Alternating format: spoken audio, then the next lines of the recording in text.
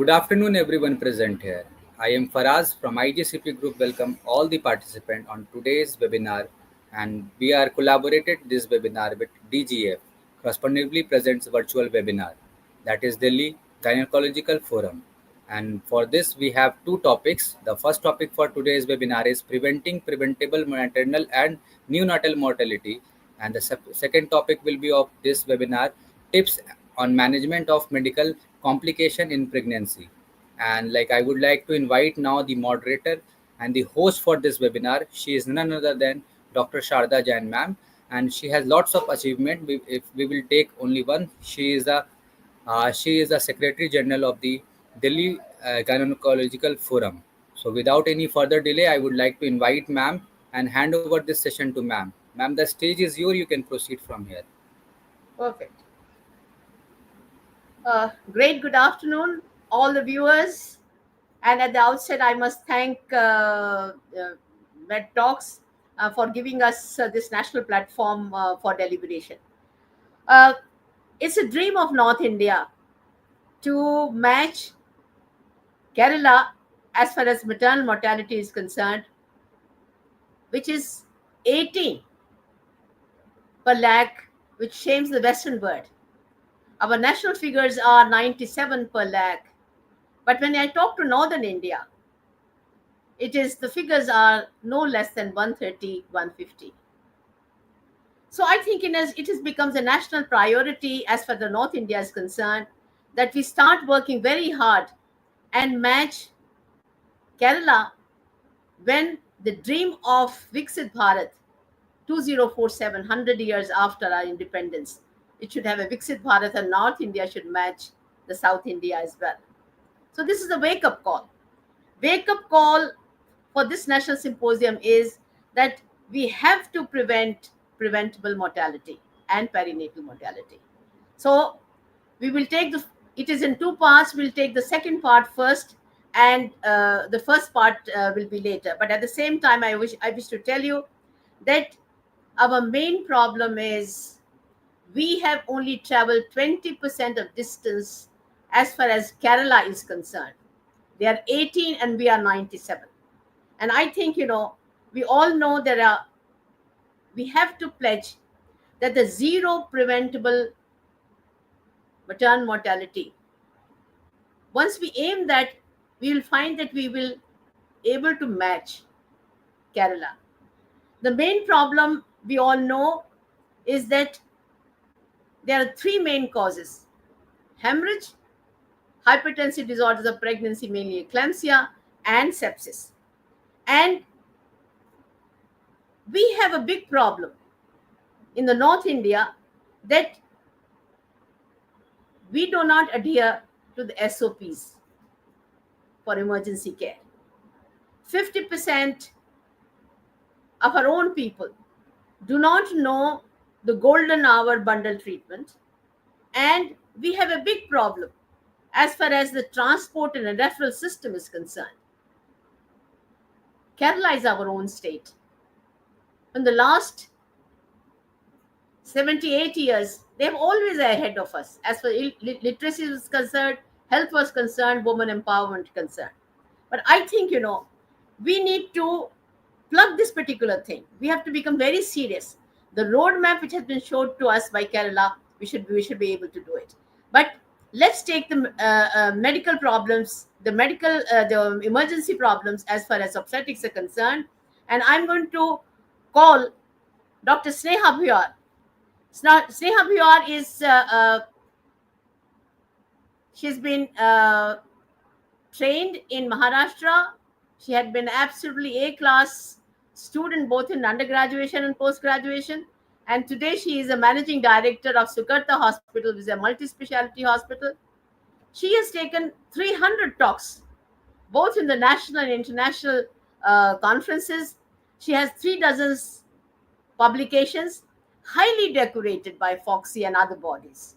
And she's organized many conferences, again, national and international.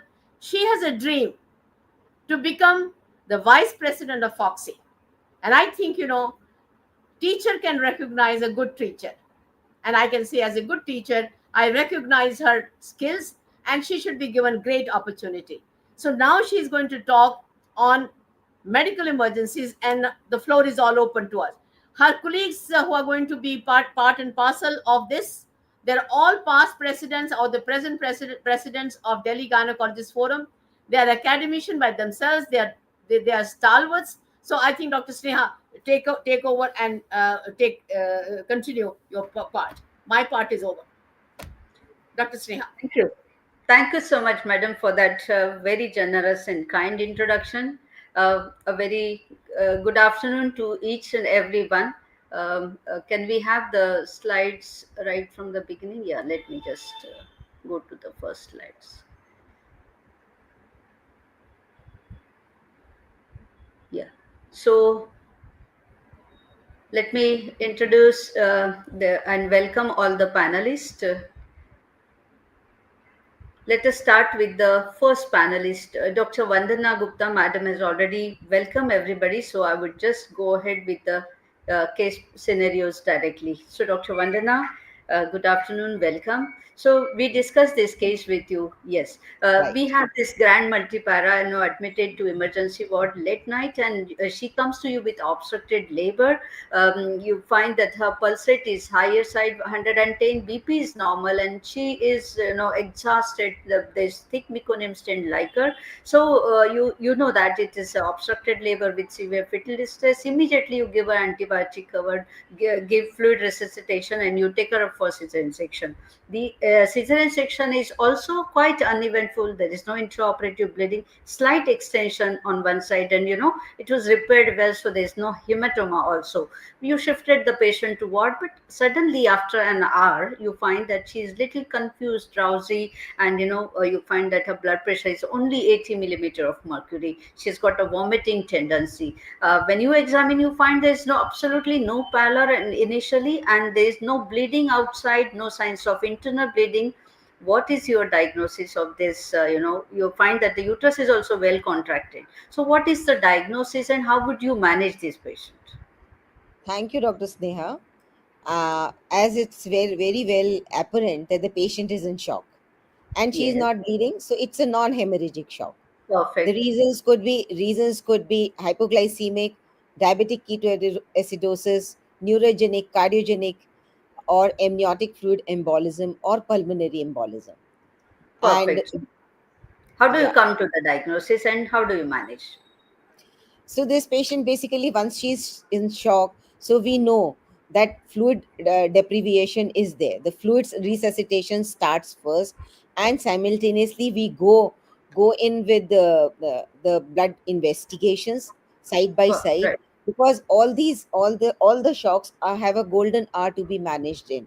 So we have to see to it Mhm. that we take the blood samples, we start the fluids, vasopressors if required, and the patient has to be in a center where she can be managed very easily and aggressively. So the Yes, bedside the patient investigation. is in shock at present here with us. So before transfer, we need to stabilize her, right? So how Right. do you come to the diagnosis? Yeah. So the diagnosis would be settled after we get her investigations done, Mm-hmm. and initial investigations would be complete blood Any count. bedside investigations? Any bedside bedside is investigations? Bedside would be hemoglobin and blood sugars. So blood sugar Yeah, yeah. itself So will for give this you the patient, hemoglobin was 10.8 and right, bedside sugar was very high, 550. Her urine dipstick was also done there. So 4 right. plus sugar and 3 plus ketones. So now what is your diagnosis? So Very the obvious. diagnosis comes Yeah. out to be diabetic ketoacidosis. So I would Mm-hmm. just like to speak 2 minutes on GDM, which is becoming Yes. very, very rampant, which was Okay. described as a slow motion disaster by the Mm-hmm. Director General Margaret Chan of Mm-hmm. WHO in 2011, and it is a Right. great contributor to maternal morbidity and fetal programming. So we have to see to it that GDM is managed very, very well and has to be diagnosed early to Yes, manage it. yes.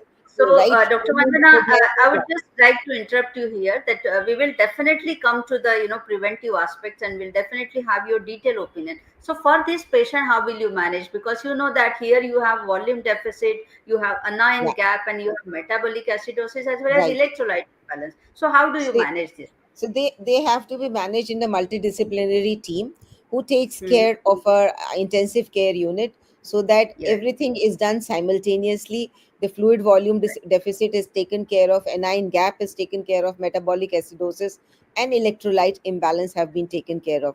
For the fluid Yes. resuscitation, we need around 75% of a fluid deficit to be covered on over 24 hours. So Right. that is around 100 ml per kilogram of body weight.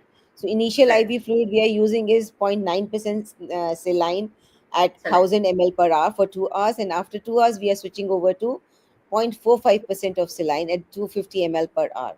So Perfect. and we keep on measuring the sugars, and when the serum glucose becomes less than 250, we add D5, that is dextrose 5 to That means 0.45 saline, yeah, yeah. and run it at 250 ml per hour. And this has to Yes. be So continued simultaneously for, you start insulin also with your physician friends help, yes, right? yes, yes. It's a multidisciplinary team which is taking Yes. care of it. Right. So now, after you have settled down this patient, the accepted target limit of the sugar is maybe when it comes to less than 200 milligram percent. Yes, Then now yes, your patient, is stable and started, she can accept the oral fluids and etc. Whenever, then of course your, still the challenge remains of the hypokalemia, right? So yes, whether how yes. do you manage that electrolyte imbalance? The potassium management depends on the initial potassium level and the urine output, and the target is we keep it in normal range of 4 to 5 milliequivalents per liter. And if the Perfect. maternal pH is greater than 7, we give 1 ampule of sodium bicarbonate, and then Right. again we measure and keep on replacing as it is required. Perfect. So with the help of your friends, maybe the intensivist, diabetologist and physician, everybody, anesthetist being there, you could, manage this patient successfully. But could this catastrophe have been prevented? And how? Yes, yes. Why not? The catastrophe could have been prevented by diagnosing the status of the patient right very early in the pregnancy. We should know Mm-hmm. that the pregnant woman is liable to go easily into diabetic ketoacidosis even when she is normoglycemic, because the fetus is taking up lots and lots of uh, uh, glucose because of hyperinsulinemia. So that hyperinsulinemia in the fetus has to be managed very early in pregnancy, so that you program the fetus not to become hyperinsulinemic. Otherwise, once the fetus become hyperinsulinemic, then the gradient of the sugar goes from the mother to the baby, and Yes. lots more sugars will go to the baby. And the mother, even if she is even in a GDM patient, even if she is euglycemic, she can go into diabetic ketoacidosis, because a special situation, a mother has an increased insulin resistance, Yes. accelerated starvation, and respiratory alkalosis, which is very normal to the pregnancy. And even Yes. a small trigger, like a little bit of dehydration because of vomiting, or maybe a little bit of infection, can trigger diabetic Right. ketoacidosis. So, this Yes. is the way So we can yes, prevent. so very rightly pointed out, Dr. Vandana. Physiological changes, how the pregnant woman is very prone for diabetic ketoacidosis, even with normal or Normal slightly levels. high sugar levels, right? So prediction, that is by universal screening, that you screen every woman during every pregnancy. Not that first pregnancy she was not having GDM or diabetes, so you should not screen her. This is a screener. So this is not the strategy. The strategy is screening every woman during every pregnancy, early detection and prompt management, of course, by MNT and appropriate medication, management of labor with proper hydration and hourly sugar monitoring. So equip ourselves with knowledge and of course equipments. So we I go will ahead just with the mention, second case now. Yes. I'll just like to mention that universal screening in India we are doing by DIPSI test, which has been Yes. given to us by Government of India, in which states that every woman entering your clinic at the first contact be tested by giving 75 grams of glucose load, Right. irrespective of the fact she is empty stomach or she has come full stomach. And after Perfect. 2 hours, she has to be tested. And the Yes. level So greater the than first 150, testing, as you said, at the first point of which antenatal is contact, second at 24 to 28, and nowadays even the third third one is also. Third given also. between 32 to Thank you. 36 weeks, and Thank that you. is 75 gram single step OGCT, that is Single oral step.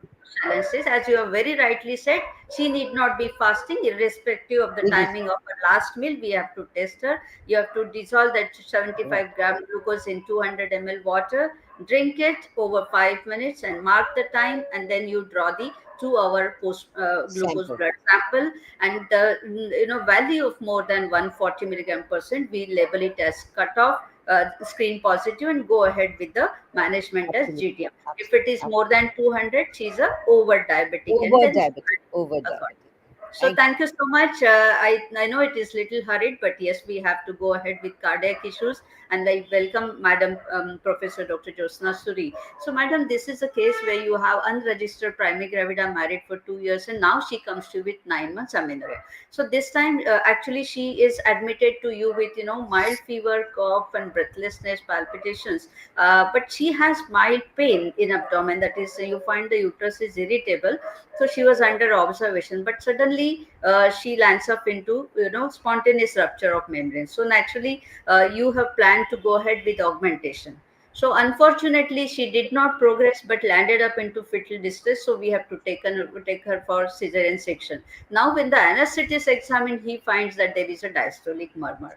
So she was taken up for cesarean section. Regional anesthesia was given. Baby was delivered, and suddenly she started becoming breathless. So, what is your diagnosis, madam, and how will you manage this patient initially as an emergency?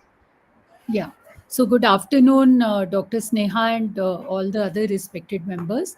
So, with this kind of case scenario, definitely because you have mentioned that the anesthesia consultant has found a diastolic murmur, my mind would go first and foremost for a heart disease, even though the scenario with sudden onset breathlessness just after delivery, we would think of Yeah, amniotic fluid lots embolism. of We would differential think of, because there was leaking PV and there was fever, we would think of sepsis. chorioamnionitis and a ARDS picture also. Bilkul. But in this background with the diastolic murmur, I would think, of course, of a pulmonary edema, heart failure, that the patient has, just after the delivery, she has gone into heart failure because of the maybe she is having a mitral stenosis. So that Right. is what is coming into my mind. And maybe it was precipitated because of the infection which she was having pre-operatively. She was having fever, cough, Yes. etc. So that may have precipitated. Yes. So, madam, how will So you manage this patient to at manage, first place? Yes. yes. So when such a situation arises, so the first and foremost is that we have to do three or four things. Yeah. Oxygenate the patient. That is the foremost thing which we have to do. And we Yes. have to give the diuretic. So if you are thinking of failure, these are Hmm. the two most important things. And Yeah. we may need to give the positive pressure ventilation. So if she is not managed just by the regular oxygen devices like the face mask or the NRBM, we Hmm. need to probably maybe the non-invasive ventilation, or we may need to go on to the mechanical ventilation with the invasive method, that is the intubation, which can save the life of the patient. Then, of course, diuretics, prop up the patient, give her the oxygen, give her diuretics. So, the loop diuretics, such as the Lasix, that is the drug of choice over here. So Yeah. we would like to give her, maybe we start with 20, 40, 40. We can progressively give her high, after Yes. each dose, we can reassess. And Yes. then, of course, we have to, quickly make a differential diagnosis. So we Yes. need to do the ECG, and we need to do a urgent, POCUS, Echo. which we, the point of Focus. care ultrasound with the echo, to try and find out what is the cause of the heart failure.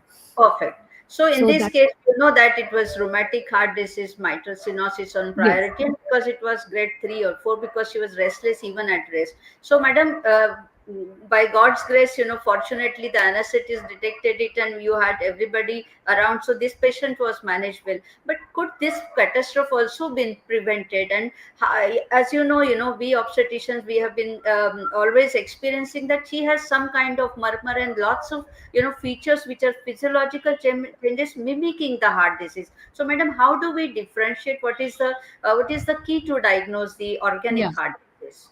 Yes, so madam, that's a very important point you have made, and I think the three four important things which we should remember, because tachycardia is there in normal pregnancy, but if it is ever more than 100, we are alert. More than 120 can never be normal. So that is Hmm. one, number one. Number two, mild edema can be normal, but if the edema is going above the ankles, and if the edema is seen even after rest, in the Right. morning the patient gets up, she is having edema, it is not normal. Her rings are tightening, it is not normal. Then Right. number three, if she is having orthopnea, that is Yes. also not normal. Then Right. number four, I would say that, like which you have stressed already, a Yes. diastolic heart murmur is never normal. There Yes. can be a systolic murmur up to grade 3, which we Right. may consider as a normal physiological change, but diastolic will never be normal. And Right. ECG changes are also sometimes the subtle changes, changes may be there, because of During the, pregnancy. the ST changes are there in Right. pregnancy. Right. But definitely, if there is a axis deviation which is significant, then we would not call it a normal Yes, and of course the cardiomegaly and cardiomegaly. Yes. pulmonary edema, all this, Yeah. definitely. So we come to the diagnosis of organic heart disease. So, madam, as I've said, that our anesthetist friend and cardiologist and all intensivist, everybody was there, and they could manage this patient. But we have to keep a high index of suspicion.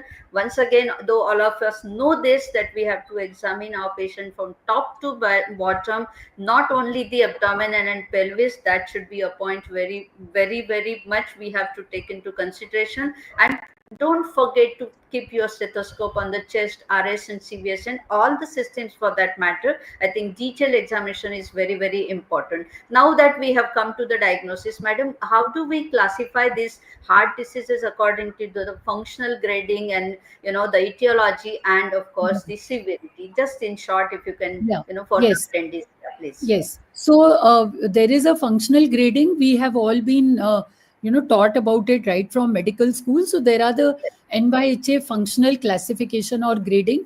So we have four classes: the class one, two, three, four.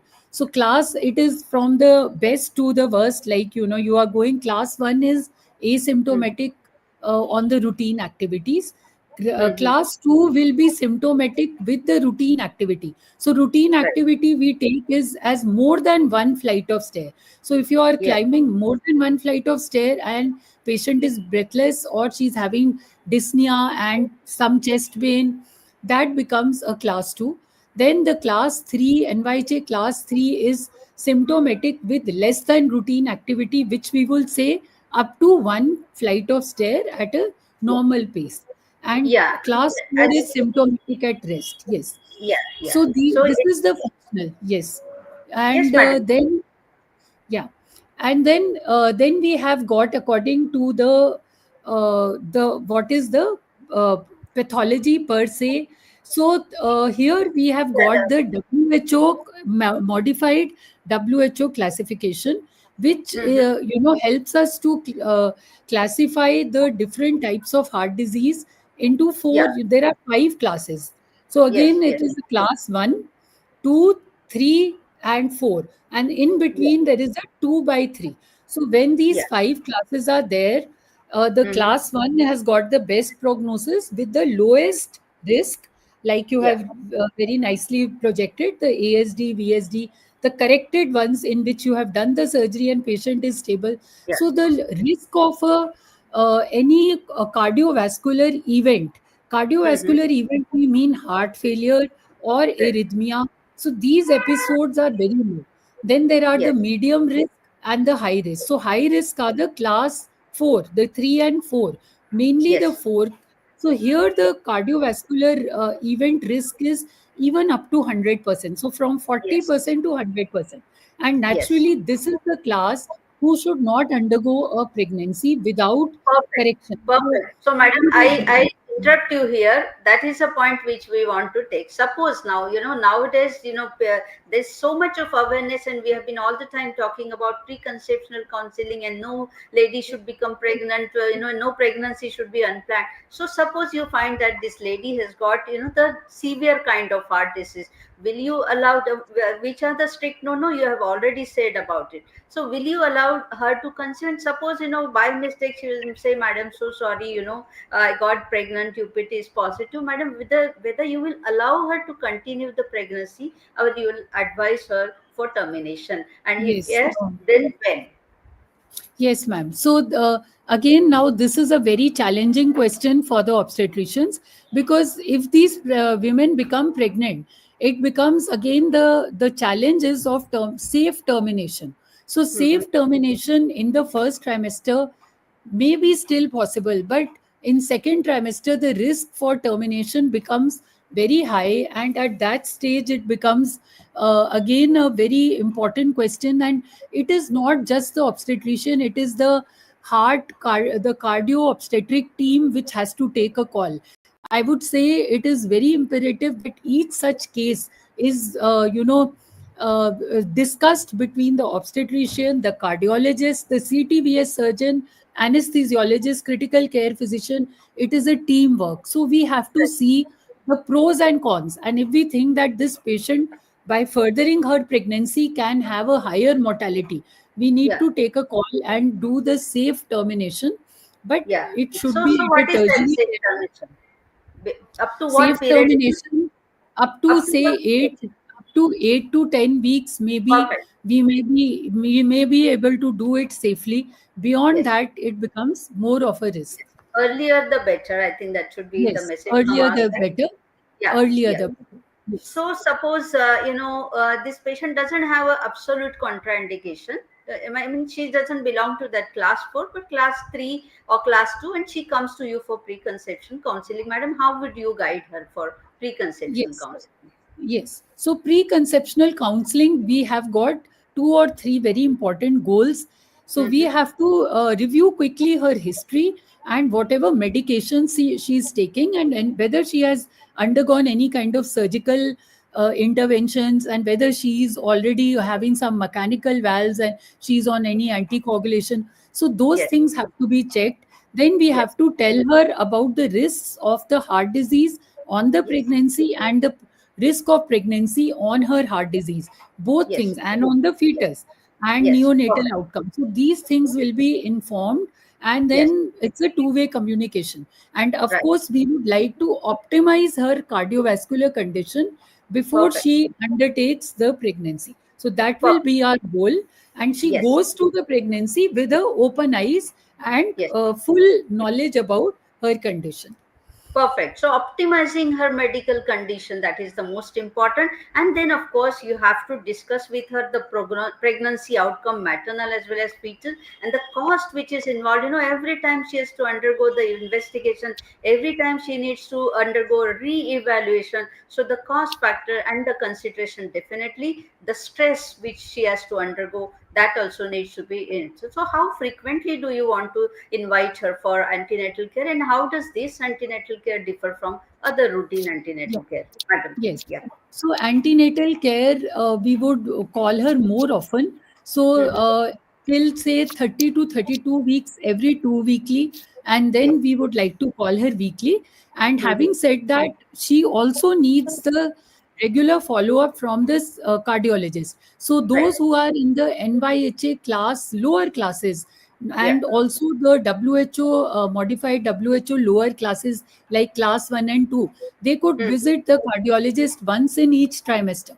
But Right. those who are in the class 3 or 4, so they need to visit after every 2 months, Yes. and the class 4 needs to visit every month or even twice a month, the Yes. cardiologist also. And Yes. definitely, how it is different, we would be very aware that each time this patient comes, we have to Hmm. evaluate whether she has got any complications which we Yes. are worried about, that is the heart failure.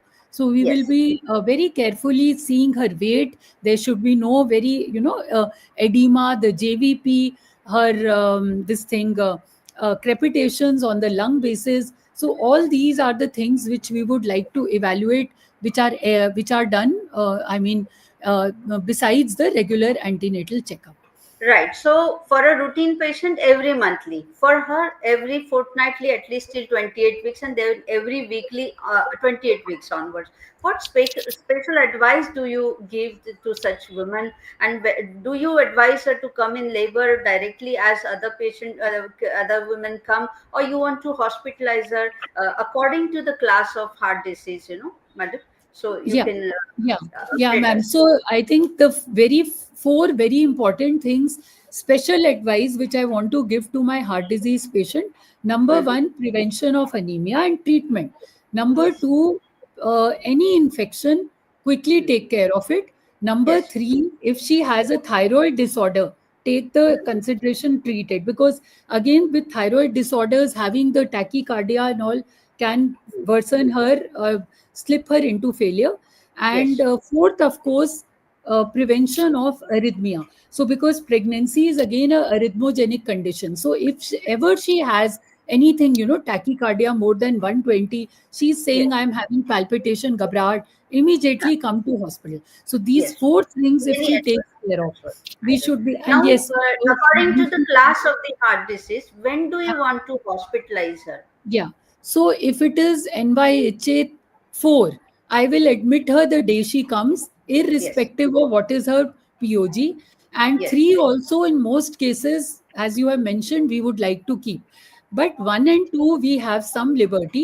Yes. 1 we could carry on till term, and then around 37 weeks, 36 to 37 weeks, I would admit her. अगर And मैं NY बोल रही होंगी तो around maybe when her third trimester starts, we वहाँ would से like पहले to. ही रोक लेना जहाँ सिग्नल खत्म So होता that would be, the Sangeeta, time of admission. है मेरी आवाज बोलना शुरू कर दो Dr. Sangeeta, can you please mute yourself? Yeah. Yeah. Thank you, madam. Yeah. Go ahead. Yeah. So Yeah, so we were talking about the admission. Definitely, we have to hospitalize the severe ones the moment you diagnose. That you yeah, have very rightly discussed everything. But in addition to all this, whenever they become symptomatic or develop any complications, and of course, maybe for the prophylaxis, the benzathine penicillin, if at all you have to give for, maybe for SAB or maybe other rheumatic recurrence, that time also we may need to hospitalize. So, madam, would you like her to go into spontaneous labor, or would you allow her to go into spontaneous labor, wait and watch, or you want to induce her at a particular period, and how do you decide that? yeah. So, madam, if the patient is stable and normally we would wait for her to go into spontaneous labor, she is Yeah. safely in the hospital with us and we are, taking care of her. But Yeah. yes, there are one very special class of patient. If you Mm-hmm. have to do a elective cesarean, of course, that is a different for obstetric indication, Yeah. or if it is NYHA 4, we always want to do as elective cesarean. But otherwise, there is one special group where I would like to plan the delivery, and that is Mm-hmm. if the patient is on the heparin, like Anticoagulant. warfarin switched over to Anticoagulant. heparin, and then we do the timing of delivery. So there Oh. we would like to be, but otherwise we wait for spontaneous onset. So And I think for the message here is induction of labor or cesarean section only for obstetric indication. yes, So yes, no cesarean section or elective delivery for just because she is a case of heart disease. yes, very true, Perfect. And absolutely. when you, as you also mentioned, that if she is on anticoagulant, you have to, adjust the timing, Yes, shift her from plan the alternate to delivery. heparin, and yes, you plan the delivery. So definitely, if at all you have to go for induction for the obstetric reason, then what molecule you will prefer, and what methodology you will prefer for induction. Yes, so for induction, the safest would be the mechanical method. So, Yeah. I mean, the Foley catheter is a very good method and Yes. safe method for priming the cervix. Yes. And we could, after that, go in with the oxytocin drip if Perfect. required. But we should be careful. A very large bolus, if we give very large boluses of oxytocin, they can lead to hypotension. Hypertension. So, we Perfect. should be careful with the drugs. Yeah. Definitely when we are So, doing. Correct. So to sum up, I would say that, yeah, if it so induction purely for obstetric reason. If the cervix is favorable, biceps is favorable, then you go ahead with induction. Maybe the Foley's and or maybe even the PGA2 gel can be okay, but saturated or concentrated solution of oxytocin, that should be good enough by, provided by the patient pump. I think that should be the message. If it is not favorable, then you have to first make it favorable by the mechanical measures once again and the PG2 gel. So thank you, madam. I think you have to, of course, give the advice regarding contraception, etc. Contraception, yes. We I think we skip that part, though we have Yeah. just managed that patient so well. So now we go ahead with Madam Dr. Sangeeta Gupta. We have this case, registered primary gravida with full-term pregnancy, normotensive, non-anemic, and she comes in latent phase of labor. So suddenly she starts getting strong uterine contraction after 12 hours of admission. So ARM was done to augment the labor because she was 3 centimeters, 75% effaced. Liquor was clear and everything was so well. But within few minutes, she started having very severe strong contractions, suddenly became restless, breathless, thirsty. Her pulse BP not recorded within minutes, and she lands up into catastrophe. So, what are your differential diagnosis, madam, and how would you manage this patient? Good afternoon, everybody. And I think this patient has admitted with all the normal findings. She was a registered case, but all of a sudden, after going into labor, she developed strong uterine contractions, and then she became restless, hypoxic. So Mm-hmm. my diagnosis, differential diagnosis can be, there can be a pulmonary embolism, there can be any cause for hypovolemia, other causes for hypoxia, and Right. reaction to any drugs, medicines, and anaphylaxis to all these type of things. There may be a blood transfusion reaction, or there may be because of PIH, there may be intracranial hypertension, hemorrhage. So, Right. and a very rare condition, which is 1 in 40,000, is amniotic fluid embolism. Right. And I think the diagnosis is very difficult, but as soon as patient presents in these condition, we have to give supportive and resuscitative measures. And Right. so if I keep in mind the amniotic fluid embolism, because she was having strong uterine contractions, and it occurred after amniotic fluid after ARM.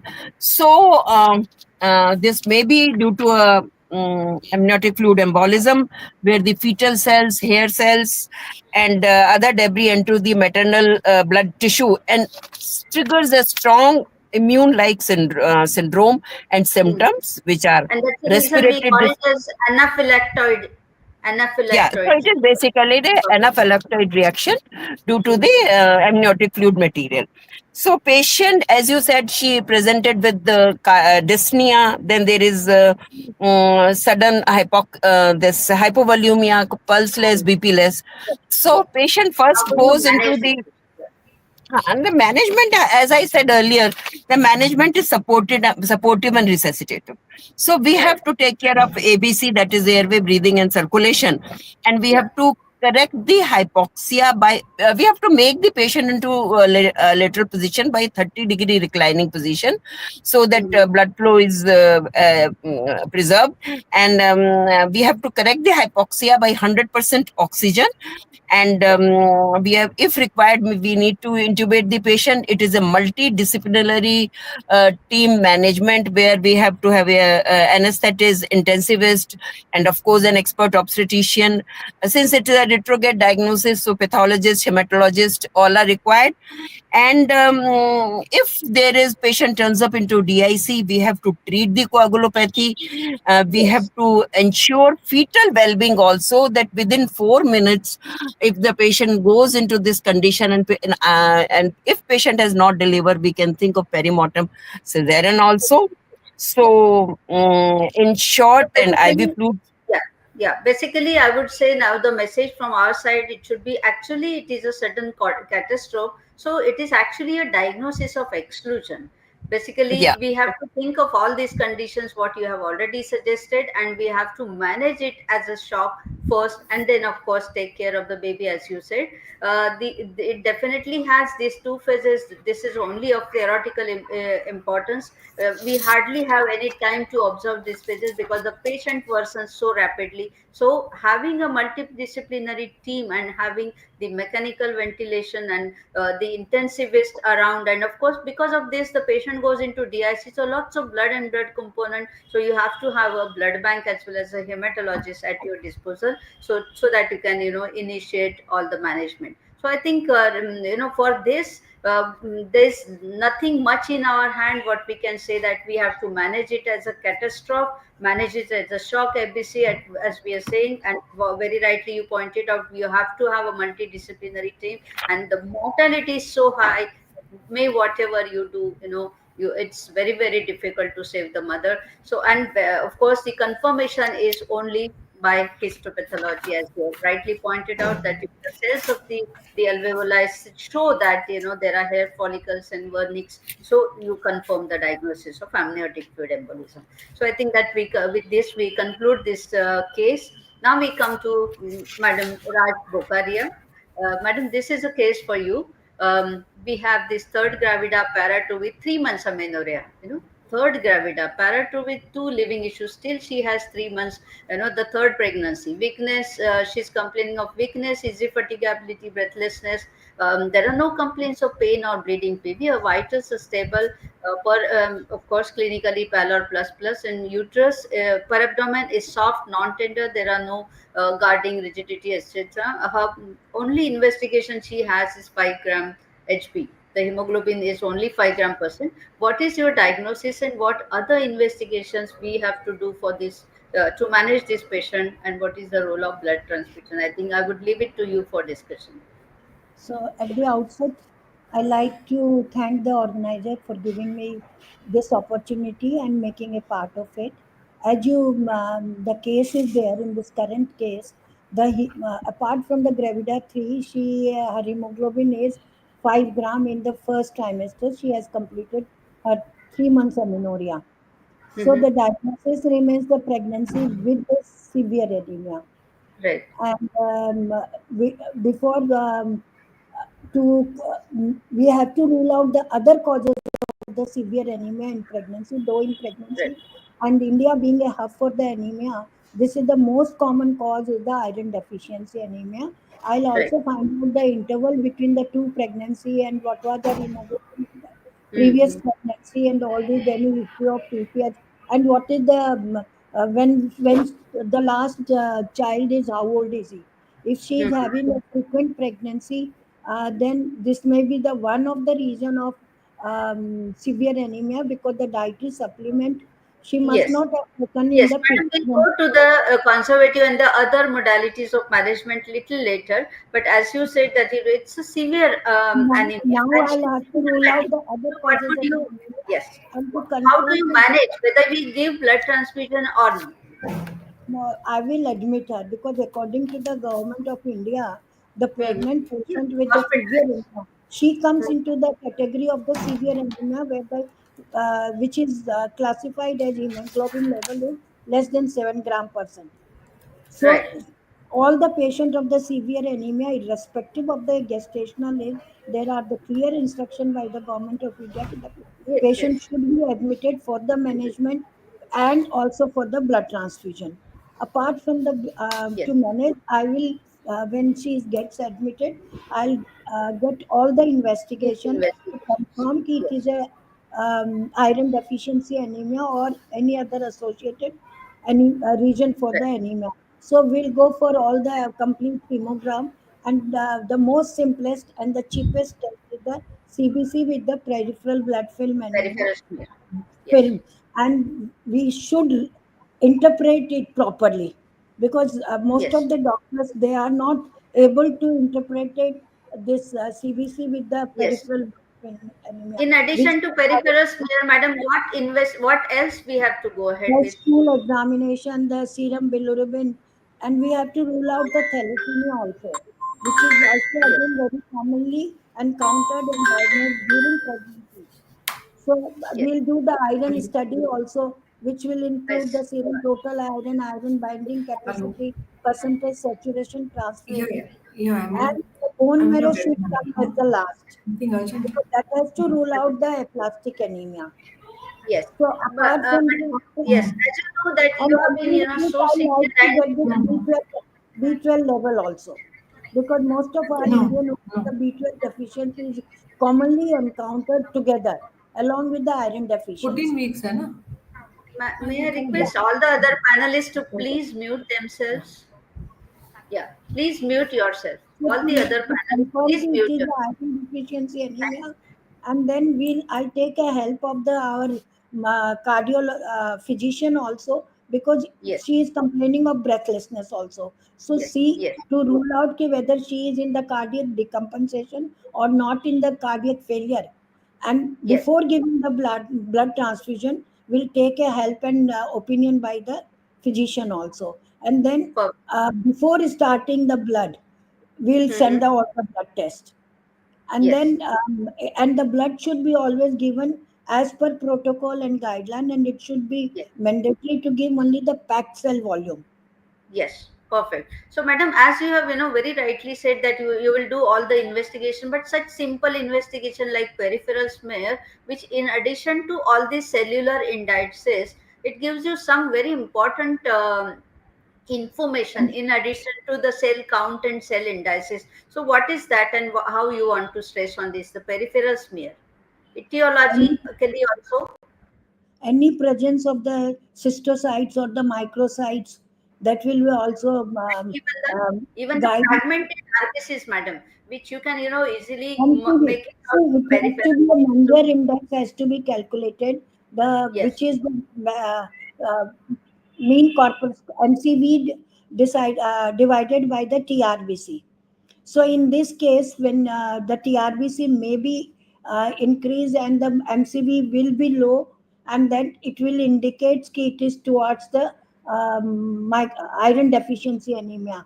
And perfect. if So the to know then the severity of anemia, if the we know that Menger it is index severe. is less than 14, then it will Yeah, give us a clue towards the thalassemia. Then we'll right. order for the serum ferritin before we, Perfect. because in thalassemia, the serum ferritin level is going to be normal, or it can be above the normal level, which should not be less than 30%.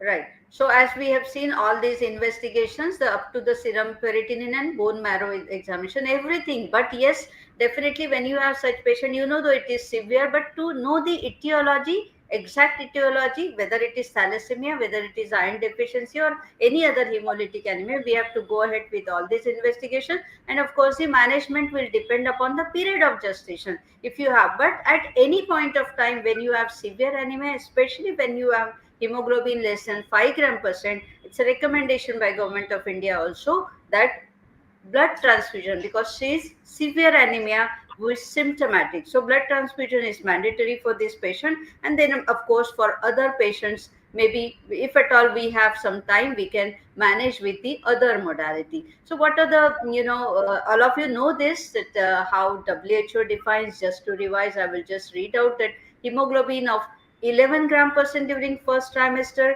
10.5 gram percent during second trimester, and 11 gram percent during third trimester, and back to 10 gram percent again postpartum. So if it is less than all this level, then we have to label it as the anemia as per the period, the whether she's first, second, third trimester or postpartum. And according to ICMR, it is mild, moderate, severe, and very severe. So you all of you know this. I'll just go ahead rapidly.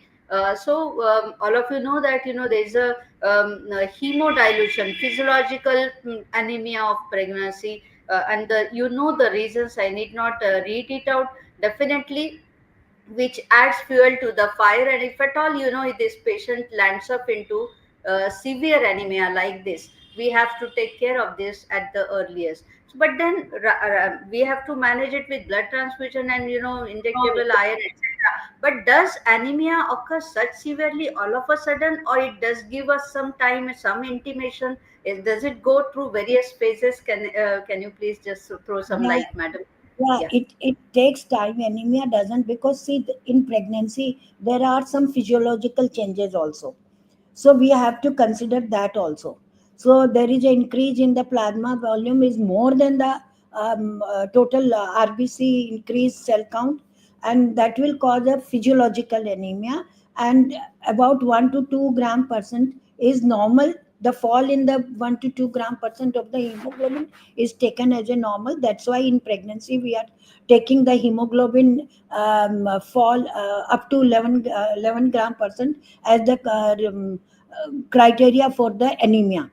Now the other thing is कि initially it is not the blood level of the hemoglobin which gets fall, but it is the depletion in the uh, storage of the iron, and that's why. But it may or may not be, and it will result into the transfer of the hemoglobin from the storage to the blood.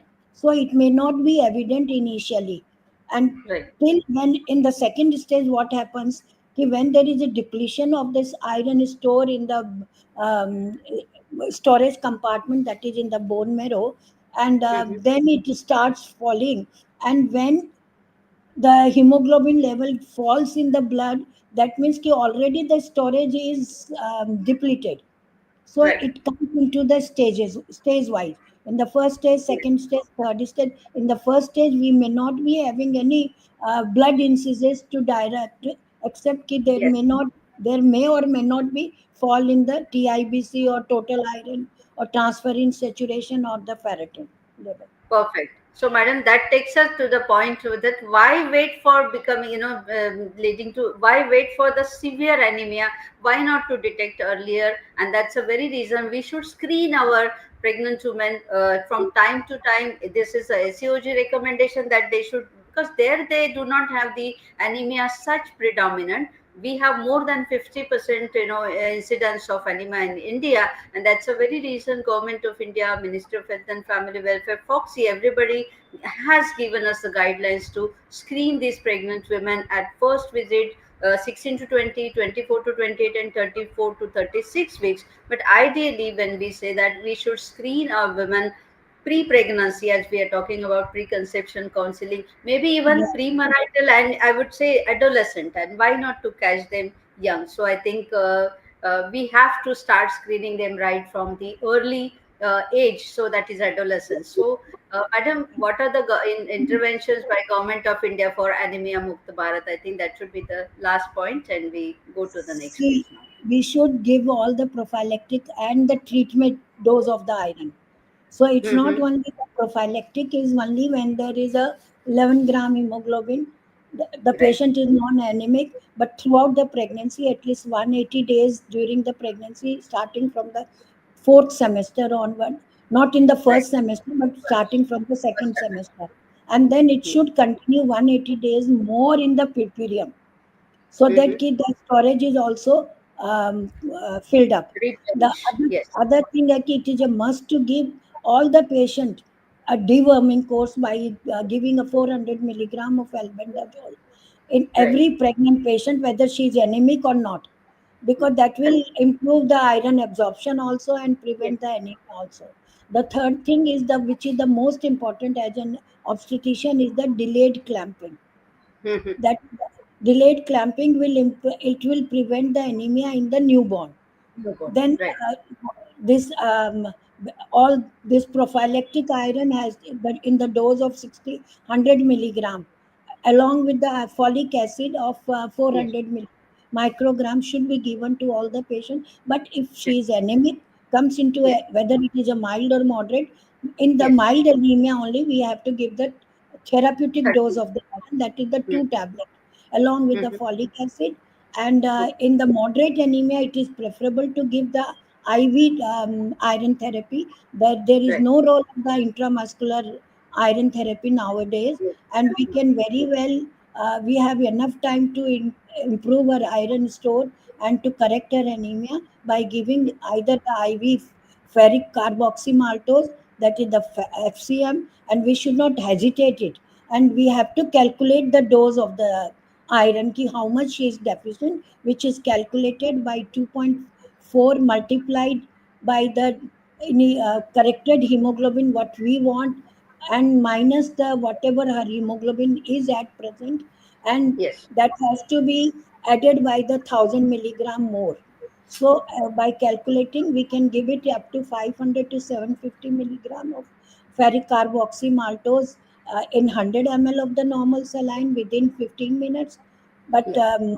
or if you want to give it more than 1 gram, around 1,000 milligram, then it has to be given in 200 ml of the normal saline in 30 minutes. And we should not give it very fast, or we should not, but one has to be vigilant Okay. about any anaphylactic reactions. So it Yes. has to Okay. be given not in the clinic, but it has to given in the facility where the anaphylactic reaction, if it occurs, can be taken care. Right. Perfect, madam. That is so nice. And, coming from you, such a detail, only not to forget the endemic regions of falciparum malarias And, and, of and course, the hemoglobinopathies, madam. Certain the regions one do have the hemoglobinopathies, which are very predominant. Yes, And madam. one more thing, when we are giving the oral iron, we have to Hmm. give the dietary along with the dietary advice also. Perfect. See, that is Perfect. very important Right. because the patient should know what are the iron containing foods, which are Yeah. the good, and along with the protein diet, because we need both the iron and the protein also. Right. And the other thing is that the iron oral tablet should be taken empty stomach at least 1 hour before the lunch or 1 hour after the lunch, after the Yeah. meal. That also with the citrus food, the iron and calcium should not be taken together. So Right. these all instruction, all these antacids and phytate foods should not be combined together. That's Yes. very important, and we have to teach them. And then we In have fact, to see compliance also, whether the patient is taking iron or not. So we yes. have to ask them Whether whether it's taking what the color of the stool is she is stool. having. Right. If it Right. is a dark color or black color, that means we are sure that she is having the iron. Perfect. So that is very extensive, elaborate from your side, madam. Thank you so much. We quickly go to the next case now. Shashi, this is for you, my dear, your PPH lady. Registered third gravida para 2. She comes to you with full term pregnancy, comes in labor with full dilatation, and delivers soon after admission. That means you have examined her, you're planning properly for her delivery, but suddenly she delivers, and she delivers a healthy male child with Apgar egg. Suddenly she starts having fresh gush of bleeding. Immediately the placenta is also expelled, simultaneously, and you feel, so she starts, you have already given her 10 units of oxytocin after the birth of the baby, but she's still, she's bleeding continuously, soaking almost 3 to 4 pads within 15 minutes. How, and a pulse rate is 120, BP is going down to 100 by 60. So how do you manage this patient as a whole, Shashi? Yeah, thank you, Dr. Sneha, and thank you so much, Dr. Shadajan ma'am and organizers for inviting me for this important webinar. See, these patients, first thing, the most important thing here is her pulse is 120 and systolic BP is 100. That means Mhm. her shock index is already more than 1. So Perfect. in PPH, I always say that 1 minute means 60 seconds, and each and every Yes. second is important. So our Yes. resuscitation, further examination, monitoring, and intervention, they all will go simultaneously. First of all, I will rush IV fluids and start IV fluids with 16 gauge cannula, preferably gray cannula, because we Yeah. have to rush at least 1 to 2 liters of fluid through Right. in 15 minutes. So one bottle is around 500 ml, so we have to give at least 3 and 4 bottles. And at the Right. same time, oxygen to resuscitate her at 6 to 8 liters per minute.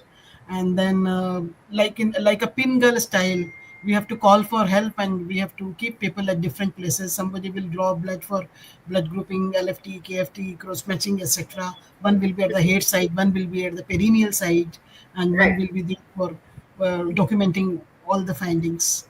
Right. How do you manage now? See, she's bleeding.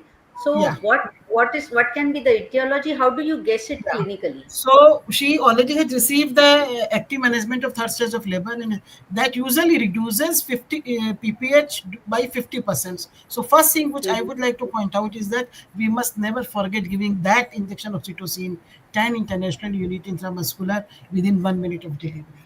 This patient has already received it but still bleeding. So Recept. she is having Yes. she is having already already a major postpartum hemorrhage. And Yes. again, the drug of choice for management of postpartum hemorrhhage is oxytocin. So we will give her oxytocin in a higher dose, like 40 international units in 1000 ml, and we can Yes. start it at 60 to 40 to 60 drops per minute. This is Right. about uterotomy. But simultaneously, I have to give tranexamic acid. All the Perfect. guidelines say that you have to give tranexamic acid 1 gram IV slowly in any PPH, whether atonic or traumatic. Then Right. if the patient is not, then if the patient is not responding in Mm-hmm. quickly in 2 to 5 minutes, if the patient is not responding with the oxytocin, then I will quickly shift to the other uterotonic like methergine, zero point 0.2 milligram. The maximum Yes. dose is 5 ampoules, Shashi, I would but just like to interrupt you here, Shashi. yeah, See, basically, when you are seeing that she's bleeding profusely, you have doing everything with oxytocin. But when you touch the uterus, you find that it is hard. Okay, you yeah. find that it is hard. So So these are the four reasons. Okay, but so so clinically, when you find that the uterus is hard, she's bleeding. Now, what is your modality of management? so if How the do you uterus is hard, that means there is not atonic PPH, though it is the commonest perfect? cause of So no PPH. time It wasting is in most giving likely a more and traumatic more of PPH. uterotonics, right? Yeah. So in So that case, we yeah, yeah so I'll after just examining. say quickly that the moment you see that bleeding, you at least pack for some time so that you get to see something, and you touch the uterus, feel that if it is hard, don't waste time in giving lots of, though routinely you start 20 units infusion and then ask your assistant to massage and keep a watch on the tone, but simultaneously you look for the trauma, whether she has got any traumatic PPH, right? So when you examine that, tone is also good. When you examine, you pack everything and see that there is no actually obvious tear also. Your vulva, vagina, perineum, even cervix, when you explore, by the time you have, help also, you explore the cervix also, it is not torn. So now what is your diagnosis? It is not atonic, it is not. It can be written protocol conception also. So and Yes. also it can be DIC. So, Patient may so be you doing explore the entire yeah, cavity. If at all you find that written products or even placental bits or membranes, you remove that, yeah. right? We have to If immediately so, remove in that. Yeah. spite of that, you find that there is nothing inside. Now, what is it? So it is DIC now, right? Any Yeah. sort of coagulopathy for that man. That's a very reason. Immediately within first 2 to few minutes, you have to come to the diagnosis. If because you are giving everything simultaneously that is going on, but Yeah, what is the everything will reason go. that The that monitoring and examination will go simultaneously. yes, perfect. So, as you have already talked about, everybody knows about this chart. We're not going to read about Yeah. this chart. Already, our patient, as you said, shock index is the earliest indicator that can predict that yes, your Yes, yes. patient is going into shock even before she goes into shock. So, here the shock index is already more than one. So, you know that your patient is in shock. So, you cannot waste time and go ahead with multiple steps, right? So this is the shock, of course. So what else you will do? These are of course for the This atonic is a PPH. Yeah. temporary method. This by manual compression. So long Yes. we are shifting the patient and taking to, we can use Perfect. this method. You continue And speaking. And the uterine massage also. Suppose yeah. if she So has little flaccid uterus, then you continue with this uterine massage. yeah, Either you compress bimanually and simultaneously you do uterine massage. It is definitely very, very helpful as far as the management of atonic PPH is concerned. Even sometimes you have, the raw area of placenta which keeps on bleeding, doesn't respond to the uterotonics. This massage or this compression will help. If this also doesn't help, if we are nowadays talking it is described as just a simple rub on the uterus, and yes, in most of the cases, 70% of the cases, atonic PPH is the cause. So yes. it must be So clearly ruled out. yeah, sometimes you can see the Yeah. uterine inversion, so naturally you have to correct So, the see, that's a uterine very inversion. obvious diagnosis. Uterine inversion is a very obvious diagnosis and very rare cause of PPH. But if it is Yes, there, then it is catastrophic. And yes, and you have uterine to inversion, correct if it.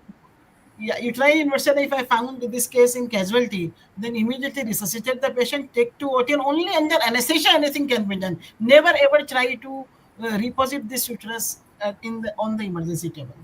Unless it is It will with lead to your own neurogen. hand, when you are removing the placenta and it's coming down, you push it up. That's all. So then Yeah. and there, only if it is a fresh inversion. Otherwise, Yes. if it has taken some time, definitely without nothing, without anesthesia, because that itself will lead to neurogenic shock, right? So suppose now we talk about this cannula just to complete the discussion. Yes, Shashi. Yeah, so since many years I've been listening about this both Panikars and Samatram's cannula. They are Mm-hmm. very good, and many publications have been done. I myself do not have any experience with this because we are not using it. Yes, At this stage, when if the patient is hemodynamically stable and the uterotonics have failed, then we move to the uterine balloon therapy right. rather than So cannula. here comes the uterine Yeah, balloon. yeah. Please It's, continue talking about uterine balloon, Yeah. whether So it this is a uterine balloon, maternity it's ultrasound, a very new innovation have come up Mhm. in last 10 years, and it is really very good and has prevented many obstetric hysterectomies. And Yes, the balloon, actually the main function of the balloon is that it inflates uniformly inside the uterine cavity, and the pressure inside the balloon becomes higher than the pressure in the uterine arteries. The hydrostatic pressure increases and it compresses the uterine vessels, and this way it decreases bleeding. So actually what happens, but it is again a conservative method of management of postpartum hemorrhage. So right. the patient should be hemodynamically stable, and only in that condition I will try to see if the patient is responding to uterine balloon. If the patient's bleeding is controlled, then I will call it uterine balloon tamponade test positive, and I will keep the balloon there inside. And Yes, so at if the least for patient receives, 24 hours you will keep this yeah, balloon, but with we can keep it for oxytocin 12 to on. 14 hours. If Yes, the patient is stable, then gradually by 10, 20, sometimes 50 ml, we gradually drain it. And yes, every time when we are removing the fluid, I have to ensure that the patient's hemodynamic vitals and stable and not hemodynamic is stable. bleeding That fresh. is There's very no important. fresh bleeding. Yeah, Yes, there should not be any fresh bleeding. yeah. And what is the So, aftercare? yeah, So as you yeah. have already talked about this patient, of But it course, must needs be to be remembered again and again that this method can only be used when the patient is hemodynamically stable, not in shock. In this particular patient, I cannot use balloon. absolutely no. Yes, this is just to complete the presentation. For this Right, patient, right, it right. has to be very drastic steps, and that is the Yes, reason yes. I'm leaving it to you now. For this patient, Yeah, if you don't find any cause, apparently, how will you go ahead with the management? There comes your role now. this yeah. is this is just So a theoretical. I'll just read it out and finish up this, then we come to you as surgical management. So the actually here our patient is already in shock, but otherwise we should go ahead with to prevent shock or to early management of the shock at the very first instance when you feel that yes, there is this patient is going into postpartum hemorrhage. So first response bundle is, of course, as you have said, uterotonic drugs and isotonic saline, tranexamic acid, and uterine massage. And if this patient doesn't respond to this first bundle, then of course we have the refractory response to refractory bundles. That is the compressive measures, whether aortic compression or bimanual compression, intrauterine balloon tamponade, and the non-pneumatic anti-shock garments. Right. So if you cannot manage with all this, then what is the next major? So that comes takes you to the surgical management of yes, PPH. yes, yes. Please go ahead. I'm sorry I couldn't include those slides because of lack of It time, but doesn't matter, doesn't matter. yeah. So once this medical management and non-surgical management fails, and Hmm. then we have to take the shift the patient immediately to the operation theater. And I always feel that we have to do a quick surgery, so I always prefer opening the abdomen by Right. a longitudinal incision. Mm-hmm. And we have to be prepared for since this particular patient is hemodynamically unstable already. So in this patient, with no doubt, I will perform obstetric hysterectomy and Okay. will give her blood Perfect. and blood transfusions in Perfect. 6 is Perfect. to 4 is to 4 or 4 is to 4 is to 4 ratio in this particular patient. Yes. Yeah. Now, coming to the last aspect, could this have been prevented? This obstetric hysterectomy. No, no, the catastrophe, the Yeah. PPH. We need to say. Yes, yes. This could have been prevented. The first thing is that in any patient, prevention of postpartum hemorrhage starts right from the antenatal period. So Right. the first and foremost thing has already been discussed by Raj Bokaria ma'am in details that her hemoglobin must be optimized.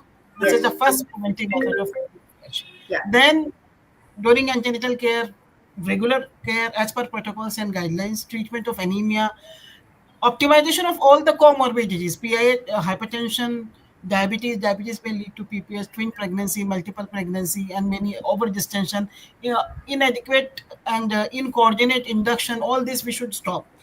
Yes. Then one of the very important cause of traumatic PPH, I have said in my few of the past lectures that that is Hmm. fungal fissure. So Yes. please, and instrumental delivery should be very smooth and very easy, following all the protocols and guidelines.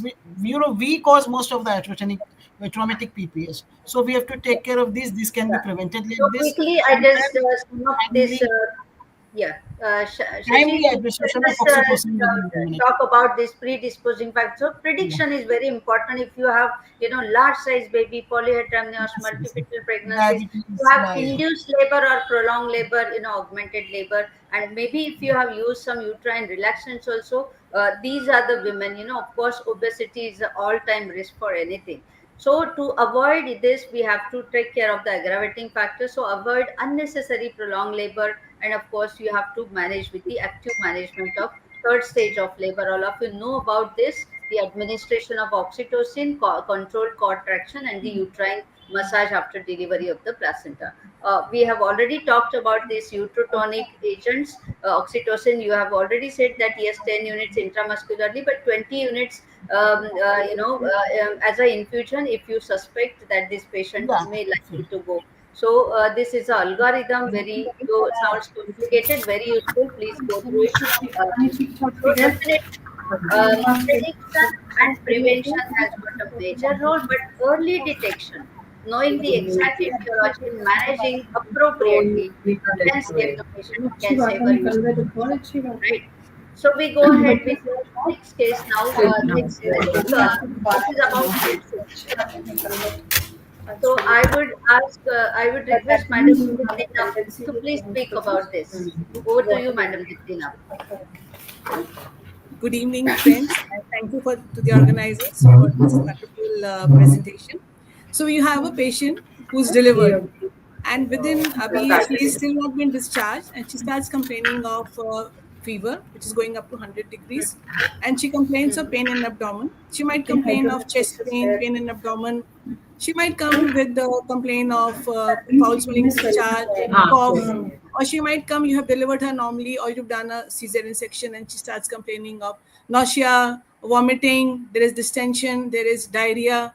And then you have to examine her and you find that there is fever, there is tachycardia, blood pressure. Now, in a patient who is absolutely normal when you did her Caesar or you delivered her, and you find that the systolic is coming up to 90 or less than 90, you look at her and you find that she's not well.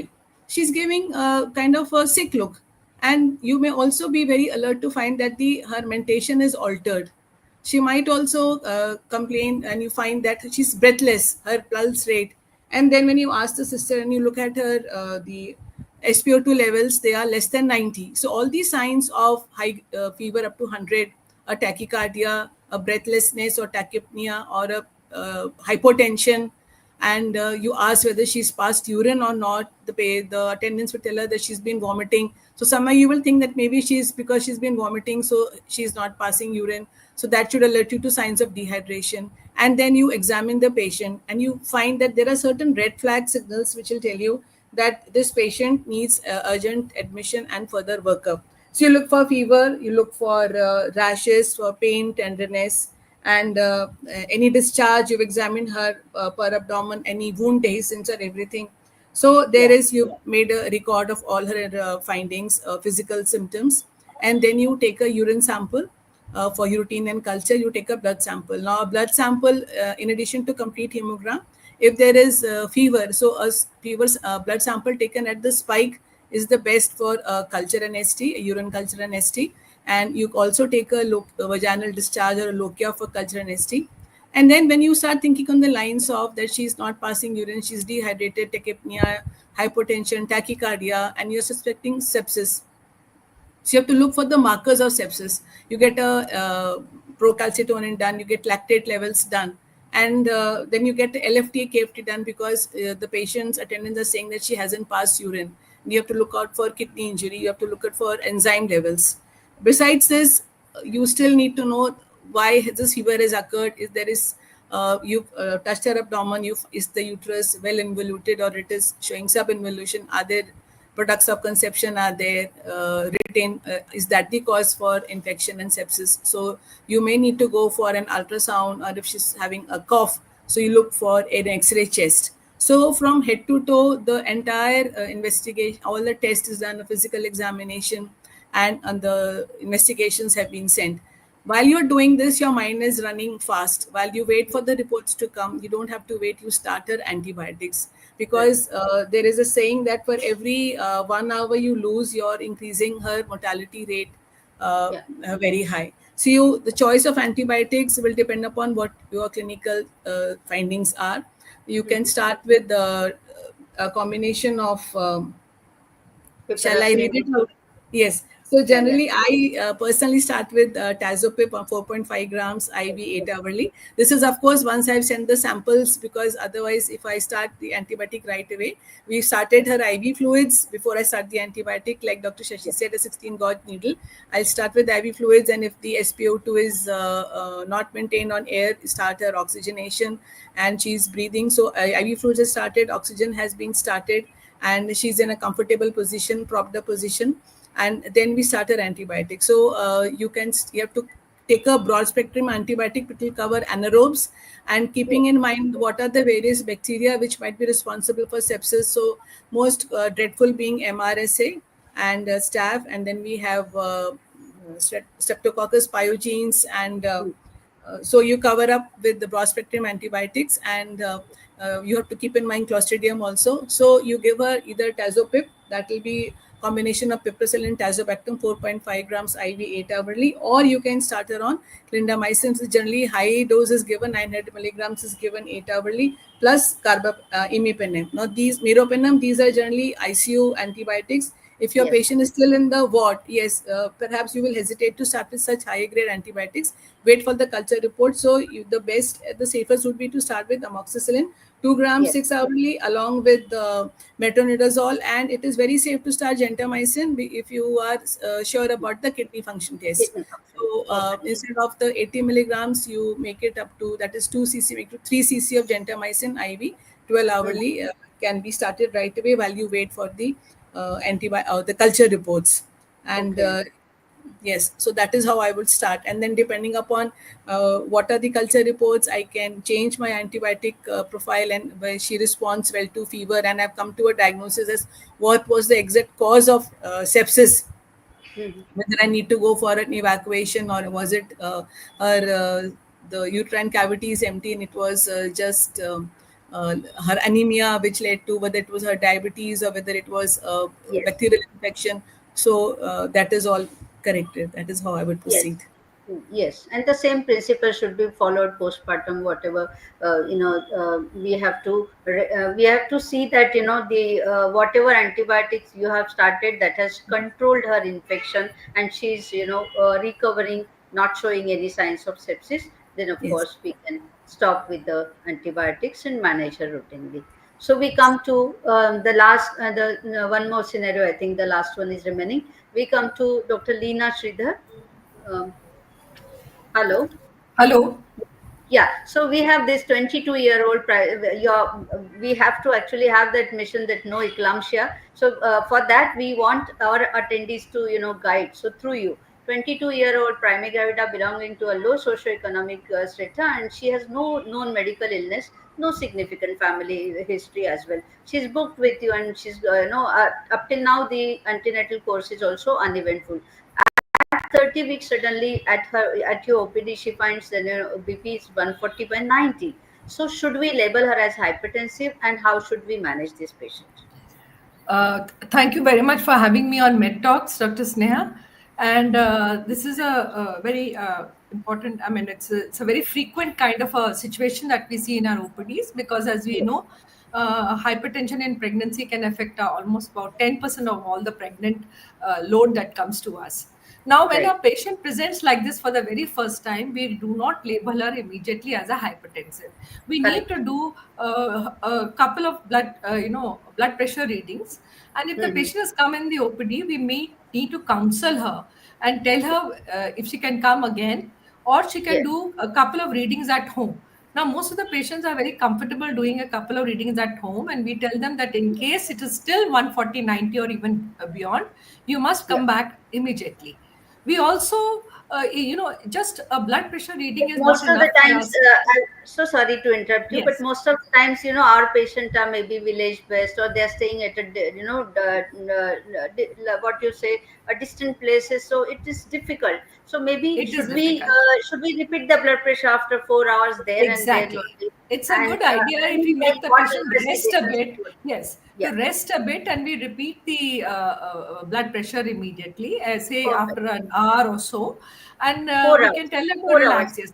Many times, what happens is when the patient just comes into, the chamber, she is a Right. little, she's And walked a bit. She's yeah, walked around the hospital, and she's probably been standing for very long. So it will be a perfect. good idea if we make her lie down and check it ourselves. Hmm. Don't leave it to your junior most person to do the blood pressure reading. And That is the yes, most after, important message, I would say, that you check the blood yes, pressures yourself and yourself. don't leave it to the juniors. And that too, you have to make sure that you are, measuring the blood pressure in an ideal situation, that she's mentally and physically relaxed, she's having comfortable place, comfortable clothing, and sitting position, right upper arm, maybe, you check in the left upper arm also. You have the appropriate size of the cuff, and she hasn't had any drugs, many medication before coming to the hospital. So everything, I think, we need to rule out Rule to out. make it ideal. Yes, and And suppose it now would also keep the, once again the BP is 140/90 after 4 hours, correct. then how would you proceed? Whether you label her as hypertensive now, whether you start with antihypertensive, what is the strategy? So it will be a good idea to get a couple of tests done. We need to check her urine for proteins. We need Mhm. to check her liver function test. We need to get a complete blood count. Perfect. We also need to, I mean, already patient, we can ask her whether you've been having headaches, any visual disturbances at home, do you have swelling of the legs, and also a quick check of the baby at that point of time to see for the growth of the baby. That is there in our examination. Now, what happens is once we have crossed 140/90, there are Mhm. two schools of thought. One is that we wait, and the guidelines in our country, like in Foxy guidelines, are that it is 140/90. We should start her on some medication. And NICE guidelines, of course, they tell us that you can wait till it crosses 150 systolic and 100 diastolic. But here, what we are following is 140/90 is our cutoff, and Yeah. we start So her on an. to be very clear, we all have to lower the threshold as per Foxy ICOG and Yes, of course yes. World Testosterone guidelines to 140/90 millimeter of Yes, mercury, right? yes, and this is very important because it's obvious that if the early warning signs, these are early things which tell us that the patient is going to be heading for eclampsia or preeclampsia. So it's very Mhm. important that we pick it up as early as possible. Perfect. Yes, and So so yeah, this is that in takes us our to patient.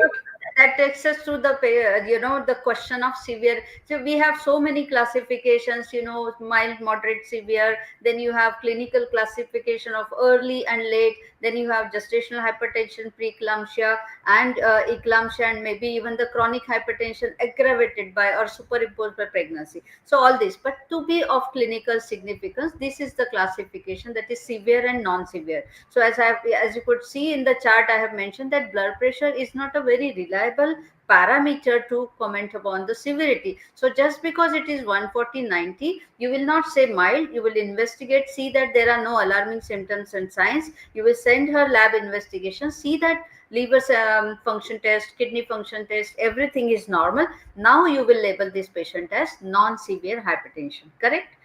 Clear? So if our Now, patient is, yeah. what? Yes, yes. Please go ahead. Yes. Now, this patient is, for example, a non-severe hypertension, and our Mhm. aim would be now to start her on an antihypertensive. Now, the drug of choice for all of us here is labetalol. I think labetalol is very much there, available everywhere.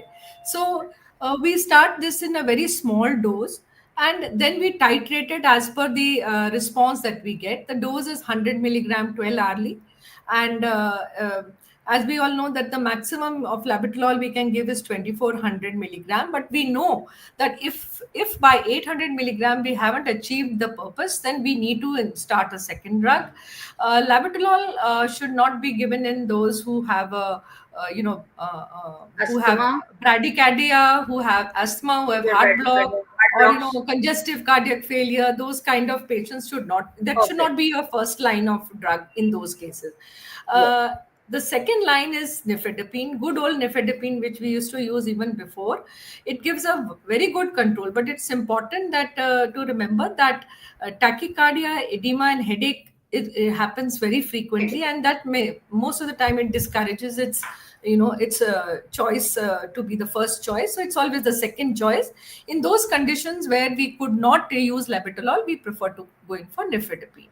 Right. If it's a mild patient case, like in this case 140/90, if she continues, we also must do fetal monitoring and maternal monitoring. We must, Yes. like the patient is told to check her weight every day, then she keeps a count on the baby kick count.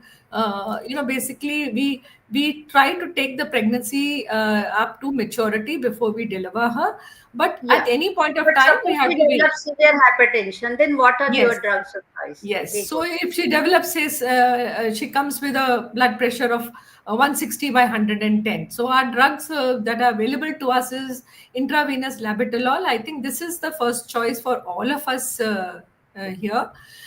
That is the first, and it is very, very responsive. We start by giving 10 to 20 milligram intravenous, and then after 30 minutes we can repeat it till we achieve our target rate. What we mean about target Yeah, yeah. is we I should would not go just in for hypertension.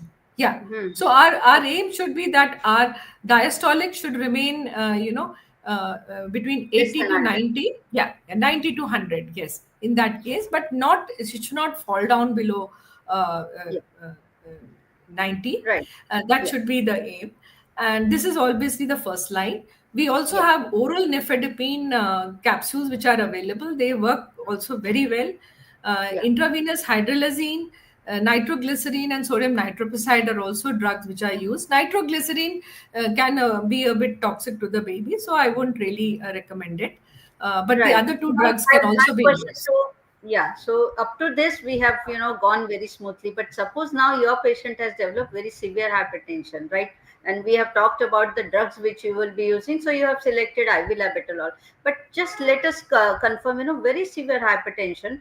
But whether she has got hypertensive emergency or urgency, that will decide whether you have to bring down the blood pressure very rapidly, or maybe you have to take a decision for delivery. So that how do you decide that? So, if in an index case, the blood pressure suddenly rises, but we find that there are no other evidence, there is no End organ damage. liver damage, there is no thrombocytopenia, there is no signs of HELP syndrome coming up. Yeah. So, and there is no oliguria, patient is fine, and patient Yes. responds to maybe nifedipine, and the blood pressure comes down immediately. Then we call it Okay. a urgency, and therefore Yes. it can be controlled. We can control the blood pressure and carry forward. But if sudden hypertension occurs in a background of end organ damage, then it means we have to deliver regardless of what is the gestational What? period. There is Yes. no role Perfect. of sublingual nifedipine. This has to be understood, that we do not give nifedipine by the sublingual route. It is always to be No. given in the oral route. Yes. So in fact, a strict no to sublingual depin, because patients have collapsed, and some of the patients we have lost. That's a reason. It's a warning that giving nifedipine is not at all allowed. That is what. Now for this patient, when you have severe hypertension, you have alarming symptoms and signs, you give magnesium sulfate. Which regime you prefer, and how do you give it? So we prefer the Pritchard's regime. We've been using that, and it is very important to convey that this should be used in all severe hypertension cases. Most of the time, people are in a hurry to deliver the baby. So it should be understood that we must stabilize the patient and then take the decision to deliver the baby, and not defer magnesium sulfate, and not to be scared to use it. So we're using the Yes. Pritchard's regime in our hospital. We give the loading dose, very simple, 20 cc syringe you take, 4 grams, that is 4 cc of magnesium sulfate, and add 12 cc of distilled water, and give it IV over That 20 is, minutes. that is Simultaneously, you give 5 grams deep intramuscular yeah, in each little buttock. little Yeah. correction from my side, or little suggestion. It is 4 ampoules is 4 gram. 4 One ampules ampoule is is 4 gram. one gram per ml. That is one ampoule is 1 gram, right? So Yes, that yes. is And each has got that 2 is ml. Yeah. 4 ml is 4 ampoules is 8 8 ml. ml. That is 8 what I ml. just wanted Correct, to correct, correct. Yes. correct. 8 8 ml plus 12 ml is 20 cc. So it is Yeah. easy to, Perfect. understand that your 20 cc syringe should be full, and Yeah. you give this over 20 minutes. And of course, you give 5 grams And in each buttock. how do you give it subsequent doses? What all things you monitor? Uh, Yes, the respiratory rate, the blood pressure, of course, we are monitoring, the Two things. SpO2, the tendon reflexes. These are, and the urine output, very The important for urine us. output, the tendon reflexes, and the respiratory rate. The three Yes, parameters, of course, in addition to the blood pressure and other symptoms and signs. Perfect. So you absolutely. continue it for 24 hours. I mean, now here it's only severe hypertension. So to control and to avoid, this is a prophylactic magnesium regime. Magnesium sulfate. This is prophylactic. We have tried to avoid the convulsions. But even Yes, when she convulses, we are talking about no eclampsia. So the moment you find that she's got severe hypertension and all these alarming symptoms, and or any of these alarming symptoms and signs or endocrine, please give magnesium sulfate without hesitation. In fact, Government of India also recommends that even at PSC, the first loading dose can be given, because no need to even go for the renal function test, etc., because with each convulsion further brain damage takes place. And that's the very reason magnesium sulfate, though we say it has got a narrow margin of safety, it is still quite safe. If I tell you, over my 33 years of into the field, I have never seen a case of magnesium sulfate toxicity, because we monitor it very stringently, right? So in definitely fact, the benefits more. yeah. Yes, In please. fact, in severe eclampsia, before transferring the patient, they can give the magnesium sulfate shot and before sending. So that would be That really is what. very, very beneficial for the patient. Yes, so Uh, definitely. Yes, please go ahead, continue. Yeah, so this actually, it's a very nice point, because we find even our residents sometimes hesitate to start magnesium sulfate, Yes. especially when it has been decided that we are going to terminate the pregnancy, we are going to deliver the patient. So it is like, okay, we are anyway going to, deliver the patient. So why give magnesium sulfate? This is a wrong thought process. We should understand that magnesium sulfate must be given. We must stabilize the patient before we deliver her. Yeah, it has got a dual benefit, no? With Yes, the prevention or prophylaxis for eclampsia, that is our aim. In fact, we have to make no eclampsia or zero eclampsia for India. Not to allow any patient under your observation to convulse. That is the first time. And of course, this magnesium sulfate per se is a neuroprotective for the fetus, whatever may be the period of gestation. Definitely, the intact survival is improved with magnesium sulfate. So if at yes, all you have this patient with severe hypertension before 26 weeks, we have to stabilize and terminate, because maternal life is more important for us. Though the other things, we have so much to discuss here, but 26 to 34 weeks, where you need the expectant management, we want to take this pregnancy ahead up to 34 weeks, prepare the fetus, give antenatal steroids, give magnesium sulfate, and then plan your delivery. And then of course delivery, 34 and 34 weeks, you definitely stabilize the patient and deliver if it is a deliver the severe patient. hypertension. For a Yes, mild hypertension or non-severe hypertension, you can continue up to 37 or 38 weeks, and then you plan the delivery. Right. absolutely. So thank you so much, Dr. Leena, for that wonderful discussion. We now Thank go you. ahead with the last aspect. Do we have Madam Raka Guleria? And is Madam able to speak?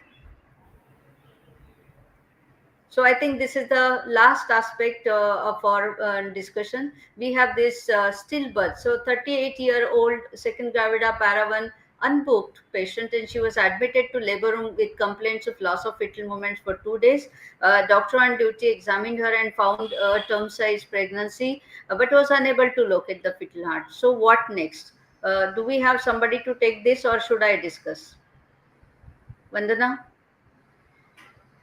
I think, do we have anybody to discuss I can't this? see anybody. Yeah, so I think only two of us. I think Madam is also not there. Yes. So should we? No, Dr. Yeah, Vanna I am is here. now come. Hello, I think Dr. I'm Raka here. is Dr. entering Raka the is joined. Yeah. Hello, room. Madam. Yes. So nice to Yeah, see you, Madam. Dr. Raka is also entering the room. Yeah, Yeah, so yeah. So basically, you have this patient who's come with loss of fetal movements 2 days. The doctor yeah. Probably can't there was find a the fetal heart. connectivity problem. Can you No, hear no. me? I can hear. Yes, yes. Perfect. Yes. So basically, we need to do an ultrasound to confirm is it really an IUD or she's not able to hear the fetal heart. And once you've confirmed the IUD, then Mm-hmm. you come to the next thing of breaking the news to the patient. Right. So you have to really be very compassionate and very empathetic towards the patient when you break this news. Perfect. And then you have to also take a history that how could this have happened, what signs were there that that it was an impending IUD, or what was it. So you take her Right. history. Did she have hypertension? Did she have diabetes? Did she have any history of any rubella infection or any other infection? Any history of concealed bleeding, abruptio, or anything like that. So history taking is very important, and then you have to rule out other factors. Were they maternal or were they fetal? And Yeah. then accordingly decide, like maternal factors like hypertension, infections, or diabetes, fetal like fetal anomalies or malpresentations, or there was some problem in the cord. Was there a true knot? Were there multiple loops of cord around the neck? Was she in Mm. prolonged labor? Did she have obstructed labor? So all these causes of IUD need to be explored. Right. So once you come to the diagnosis, you break the news, and of course, you have to plan for that. You have to plan the mode of delivery, also timing, whether you have to go hurriedly. In some situations, you have to go immediately for delivery. So, madam, which are those situations where you have to go immediately for delivery, and which of these situations where you can wait? I think that the places where we need immediate mode of delivery is depending on the maternal condition. Perfect. So if the maternal condition, like she has severe hypertension, she has an IUD, then yes, we deliver her faster. Or if there are signs of sepsis, then yes, we deliver her faster, as fast as possible. Or if there are signs that she's going into DIC. If we do her Yes. blood investigations, we find her coagulation profile abnormal, then yes, we hasten the delivery. And if she has any any type of antepartum hemorrhage, especially the Yeah, abruption, so abruption especially. Yeah. that is a time where you have to take her for delivery for whatever modality. So how do you decide the mode of delivery? Well, ideally, if it is an IUD, you would rather she has a normal delivery. So you do not Vaginal. want to do an unnecessary operative delivery. A normal vaginal delivery is what we Hmm. should aim for. Yeah, yeah. So definitely, I mean, in this era where you have to, discuss everything with the patient and the family, it will all depend upon the just age and what is her weight, what is the weight of the baby and the pelvis. Of course, that is the first thing, and then as we discussed, that the severity of maternal condition, that is the second thing. But if at all you have everything, in place, and you have to take a decision, that will depend upon you, the obstetric emergency. But women's desire also you have to take into consideration the risk of DIC. As we have said, it is 10% within 4 weeks. So definitely, if at all you don't have any other complication, mother is stable, and if the coagulation profile is normal, you can definitely wait for some time. You can make her cervix favorable, induce her and deliver her. But if at all you have some obstetric emergency, you have to go for emergency vaginal delivery augmentation, induction augmentation. But maybe sometimes cesarean section, as you see that if it is a rupture placenta or some sort of massive hemorrhage. Definitely. What are the And yes, now, even the madam? weight of the baby, as you said, if it is a very heavy baby, then you would not obviously try to deliver it vaginally if Right. it can cause problems to the mother. Perfect. Of course, there are these, the causes. I have already put up this list. There are so many causes which are, infections, intrapartum, and intrapartum, of course,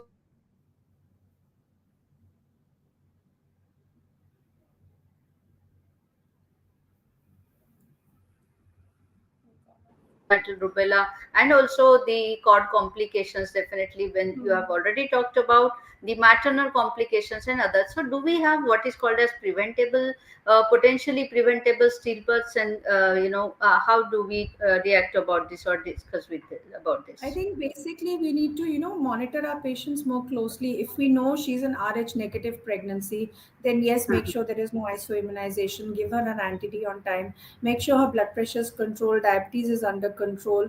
IHCP Mhm. is another cause of stillbirth, so we have to make sure that is under control. So basically, close monitoring of all our antenatal patients, especially those who are more at risk, should be done. So then we can prevent stillbirths from happening. Yes. So definitely all these maternal complications and even the postpartum pregnancy, sometimes, you find that everything is normal and you are just waiting. So a sudden unexplained stillbirth also can happen. That is what is labeled in the literature as inevitable fetal loss or spontaneous fetal loss after the 40 weeks of pregnancy. So can a stillbirth be prevented, and are there interventions to prevent stillbirth? Again, access to high quality care during childbirth and your intrapartum monitoring and timely intervention. But that's the main thing which we can do Perfect. on our part. Timely and appropriate intervention. I think that is all about this. So, crisis is integral to human life, and those who timely and appropriately counteract it will survive and succeed. That is what Gita says. I think all of us also agree to this. So, with this, I would like to conclude the panel discussion, and I would just make like to make a humble appeal to all of you. Myself, Dr. Sneha Buyar, then I'm contesting for the post of Foxy Vice President from West Zone. All of you know me as Breast Committee Chairperson, ICUG, GCM, and all this. But I have been working for Foxy since last 25 years, and actively so for this, working more extensively in this last 3 years. So I request all of you to please vote and support me from all your friends, colleagues, alumni. Thank you so much. Once again, I would like to thank Madam Shada Jain for her blessings and, of course, wholehearted support to the entire, to the entire DGF. Thank you so much once again. Thank you. Thank you, Dr. Vandana, for all the coordination, and thank you all the panelists, for being so proactive. And I enjoyed, the discussion with all of you. Thank you so much. I think at the last, I will. Can you hear me? Yes, Yes, Yes, ma'am. ma'am. ma'am. Yes, ma'am. Yes.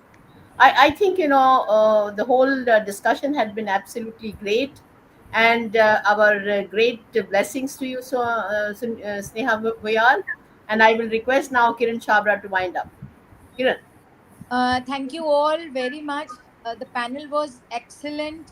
Dr. Sneha, you have moderated it very nicely. I would like to thank, first of all, Dr. Shadajan ma'am, the teacher of teachers, who has always motivated all the doctors across India to keep learning and improving day by day in their practice. I would thank you, Dr. Sneha Buyar, for your good moderation.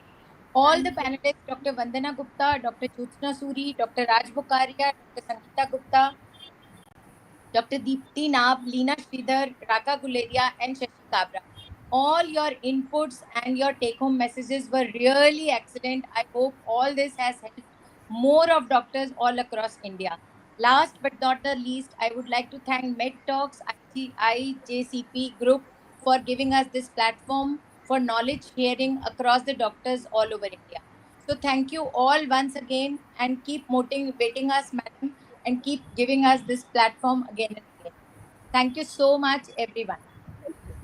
Thank you, madam. So, Thank you Thank you. so much. thank you. Thank you. All good wishes, Dr. Sneha Voyal, for you. Thank you. Best of luck. All Best the of Best luck, of best. Dr. luck, Dr. Sneha. Sneha. All the best. All the best. Thank you All so the much. best. Thank you, all of you. Best of Looking luck. forward. All the Thank you. best. So this was the Thank you. wholesome meal. Today it was the Yes. wholesome Yes. meal for the obstetricians discussing all the important All topics. credits to Madam Sharda Jain, bringing all of us Madam is together. always there to lead us to the right path. So I think we all should Yes. join together and take India towards a maternal